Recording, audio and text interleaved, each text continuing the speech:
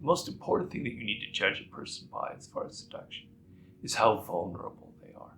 And I don't mean that in a negative sense of how you can torture them and make them do whatever you want. I mean in the sense of, are they open to other people?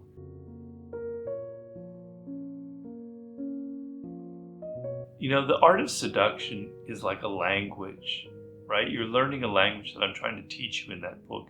And the language is not with words. The language is with gestures, with actions, with behavior, with nonverbal cues, etc. You're learning this kind of language of love, if you want to use a stupid cliche.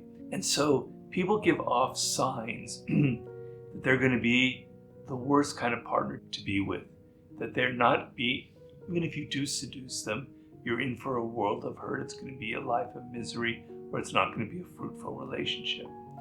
One thing you have to be aware of is what I call the drama queen or the drama king, because that's not what I call, it's what we all call, but there are men as well like that. And I have a chapter in the 48 Laws of Power on infection. People who are overly dramatic. They appear very exciting to you. Wow, this woman is kind of crazy. She's got all these weird ideas. She dresses all this way. Oh, this guy, he's all over the place. Very exciting, very interesting. A relationship with them will be lots of fun. No, they're a raging narcissist who loves stirring up all kinds of needless drama around them. And once you get involved in a relationship, if you do seduce them, they're going to be constantly churning. They're going to get your emotions entangled with them like little hooks inside of you. You're going to be bleeding from them. Then they're going to like pull away, and then you're going to think like, oh, it's okay. And the hooks get inside of you again and again. And years go by and you can't get away from them, and you just get sucked into their dynamic. So people who appear to be so dramatic and exciting can often be a nightmare. They're not always, so you have to kind of read the signs and look at their history and the patterns of breakups and how they've always had like short-lived relationships. The other thing you want to look for is generosity.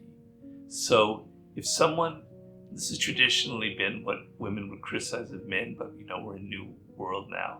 But if a man or a woman can't pay for themselves, don't want to spend money on you, won't go an extra mile and put a little more, spend for a dinner or something that shows somebody who's kind of closed inside.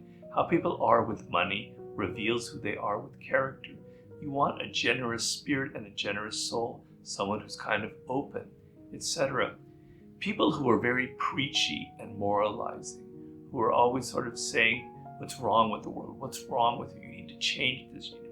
Wow, are they awful. They're the worst kind of person you want to be with. I call them the moralizer. And in the Art of Seduction, I very highly recommend you read the chapter on what I call the AntiSeducer, the person who won't seduce you. In fact, they will end up repulsing you. They have the opposite power. And that's one of the characteristics: lack of generosity, moralizing, etc. Those are some of the qualities. The most important thing that you need to judge a person by as far as seduction is how vulnerable they are.